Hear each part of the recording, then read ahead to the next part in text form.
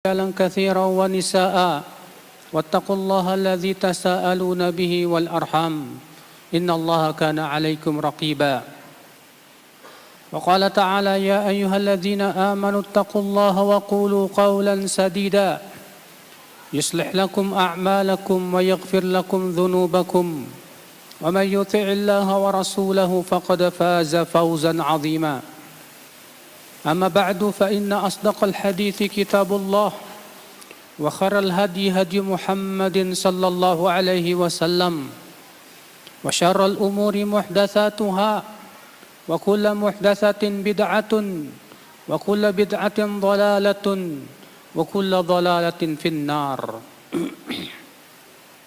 Umat al-Islam, sesungguhnya di antara tanda diterimanya amal kita adalah menimbulkan amalan saleh yang lainnya. Al-Hasanul Basri berkata, "Inna min jazail amalus salih ba'daha." Sesungguhnya balasan amalan saleh yang dilakukan oleh seorang hamba adalah diberikan oleh Allah kekuatan untuk mengamalkan amalan saleh yang lainnya. Maka ketika seorang hamba beramal saleh, ia salat, ia berzikir, ia membaca Al-Quranul Karim, ternyata amal salehnya menimbulkan ibadah yang lainnya, menyebabkan ia lebih kuat untuk beramal saleh dan mengamalkan ibadah-ibadah yang lainnya. Maka itu pertanda bahwasanya amal saleh kita diterima oleh Allah Subhanahu wa taala. Sebagaimana Abdullah bin Umar berkata, "Kalaulah aku mengetahui ada satu salatku yang diterima oleh Allah, itu lebih aku sukai daripada dunia dan seisinya." Karena Allah Ta'ala berfirman, "Innama yataqabbalullahu minal muttaqin." Sesungguhnya Allah hanyalah menerima dari orang-orang yang bertakwa saja. Itu menunjukkan bahwasannya amalan saleh yang menimbulkan ketakwaan dan memberikan kekuatan untuk senantiasa beramal saleh setelahnya, itu tanda adalah amalan yang dicintai oleh Allah Subhanahu wa taala dan diterima olehnya. Karena sesungguhnya ya akhal Islam, tujuan disyariatkannya amal saleh dan ibadah kepada Allah adalah menimbulkan ketakwaan kepada Allah. Allah berfirman, "Ya ayyuhan nas, u'budu rabbakumul ladzi khalaqakum walladzina min qablikum la'allakum tattaqun." Wahai manusia, beribadahlah kalian kepada Rabb kalian yang telah menciptakan kalian dan menciptakan orang-orang sebelum kalian agar kalian bertakwa. Allah memerintahkan kita untuk beribadah kepada Allah. Lalu Allah menyebutkan tentang hikmah dan tujuan daripada amal saleh itu, ibadah itu, yaitu la'allakum tattaqun, agar kalian bertakwa kepada Allah. Maka apabila amal saleh kita, ibadah kita tidak menimbulkan ketakwaan kepada Allah, itu pertanda ya akhal Islam bahwasanya amal saleh itu tidak diterima oleh Allah Subhanahu wa taala. Ketika kita beribadah kepada Allah namun tidak memberikan kekuatan untuk beribadah kepada Allah setelahnya, itu pertanda bahwasanya amal tersebut dimasuki oleh sesuatu. Sebuah contoh misalnya ketika kita telah sholat fardu, lalu kemudian diberikan oleh Allah kekuatan untuk berzikir setelahnya. Setelah itu kemudian Allah berikan lagi kekuatan untuk sholat sunnah setelahnya. Maka itu menunjukkan mudah-mudahan bahwasanya sholat fardu kita diterima oleh Allah Jalla wa'ala. Ketika ya akhal Islam kita membaca Al-Quranul Karim, kemudian ketika membaca Al-Quran membuat kita ingat kepada Allah, membuat kita ingat kepada kehidupan akhirat. Kemudian setelahnya menimbulkan rasa rindu untuk berzikir kepada Allah Subhanahu wa ta'ala. Itu pertanda bahwasanya bacaan Al-Quran kita diterima oleh Allah Subhanahu wa ta'ala. Namun ketika kita sholat, ternyata tidak ada keinginan untuk berusaha menjaga sholat sunnah kita. Ketika kita sholat, ternyata tidak memberikan kekuatan di hati kita untuk meninggalkan maksiat kepada Allah Subhanahu wa ta'ala. Maka itu pertanda ya akhwan Islam, sholat kita belum diterima oleh Allah Jalla wa'ala. Karena bukankah Allah mengatakan inna salata tanha 'anil fahsya'i wal munkar. Sesungguhnya salat itu mencegah dari perbuatan keji dan mungkar. Ternyata ia salat tidak mencegah dari perbuatan keji dan mungkar. Apakah ada sesuatu yang memasuki hatinya saat ia salat? Bisa jadi ria yang masuk ke dalam hatinya. Bisa jadi ketika ia salat ia tidak pernah khusyuk. Pikirannya ia pergi ke sana kemari. Tidak bisa ia khusyuk di dalam solatnya. Sehingga akhirnya Allah tidak menerima solatnya. Sebagaimana Rasulullah SAW mengabarkan. Innal abda la yansarifu min salatihi. Wa ma kutiba lahu illa ushuruhu. Wa tusu'uhu.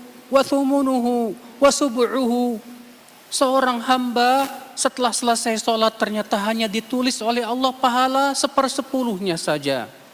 Ada yang ditulis 1/9, ada yang ditulis 1/8, ada yang ditulis 1/7 saja, ada yang ditulis 1/6, 1/5, 1/4, 1/3 sampai setengah kata Rasulullah Sallallahu Alaihi Wasallam. Maka setiap kita ya akhwal Islam, segera kita introspeksi diri. Ketika kita telah beribadah kepada Allah, apakah ibadah itu menimbulkan kekuatan kita untuk beribadah kepada Allah yang lainnya? Ketika kita telah selesai beribadah kepada Allah Subhanahu wa taala, segera kita introspeksi dan periksa hati kita, apakah ibadah itu menimbulkan ketakwaan kepada Allah Subhanahu wa taala atau tidak? Apabila tidak, maka ucapkan innalillahi wa inna ilaihi raji'un. Karena itu adalah musibah yang menimpa diri kita. Aqulu qawli hadza wa astaghfirullah li wa lakum.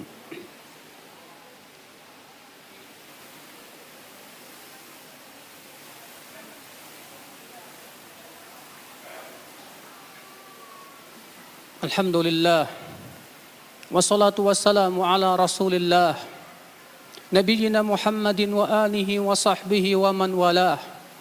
Wa asyhadu an la ilaha illallah wahdahu la syarikalah. Wa asyhadu anna Muhammadan abduhu wa rasuluh. Ummatal Islam, bulan Ramadan hampir menjelang kita. Mungkin 2 bulan lagi kita akan mendapatkannya insyaallah biiznillah. Saat kita di bulan puasa di bulan Ramadan ya akhwal Islam, kita terasa berat ketika melaksanakan puasa bukan karena sakit. Akan tetapi kita memandang bahwa itu bulan yang menyebabkan kita tidak bisa melaksanakan syahwat kita. Itu akibat daripada maksiat diri kita.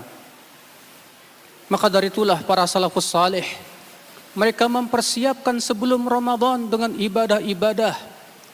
Mereka mulai dari bulan Rajab, kemudian mereka bersungguh-sungguh di bulan Sya'ban. Supaya apa? Supaya ibadah-ibadah yang mereka lakukan di bulan Rajab dan di bulan Sya'ban itu memberikan hasil ketika mereka melakukan ibadah di bulan Ramadan. Allah berikan kepada mereka kekuatan untuk senantiasa beribadah di bulan Ramadan dengan berpuasa, dengan membaca Al-Quran dan yang lainnya.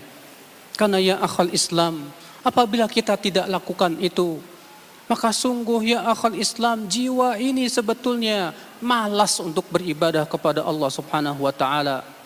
Maka apabila kita tidak biasakan dari sekarang, ia tidak akan bisa melakukannya di bulan Ramadan nanti. Maka siapa yang ingin agar ia bisa membaca Al-Quran dan bisa mengkhatam Quran di bulan Ramadan sebanyak-banyaknya, hari ini kita mulai untuk mengkhatam Al-Quranul Karim. Hari ini kita mulai membaca Al-Quran, agar kemudian hati kita terbiasa dengannya. Semoga Allah menerima amal ibadah kita dan menjadikan amal ibadah itu menimbulkan ketakwaan di hati-hati kita. Allahumma salli ala Muhammad wa ala ali Muhammad kama sallaita ala Ibrahim wa ala ali Ibrahim innaka Hamidum Majid. Wa barik ala Muhammad wa ala ali Muhammad kama barakta ala Ibrahim wa ala ali Ibrahim innaka Hamidum Majid. اللهم اغفر للمسلمين والمسلمات والمؤمنين والمؤمنات الأحياء منهم والأموات إنك سميع قريب مجيب دعوات فيا قاضي الحاجات. اللهم اغفر لنا ذنوبنا يا رب العالمين. اللهم ارفع عنا هذا الوباء يا رب العالمين. اللهم اشف مرضى المسلمين اللهم انصر المسلمين في كل مكان يا رب العالمين اللهم أعز الإسلام والمسلمين اللهم اجعلنا من التوابين واجعلنا من المتطهرين وصلى الله على نبينا محمد وآخر دعوانا أن الحمد لله رب العالمين.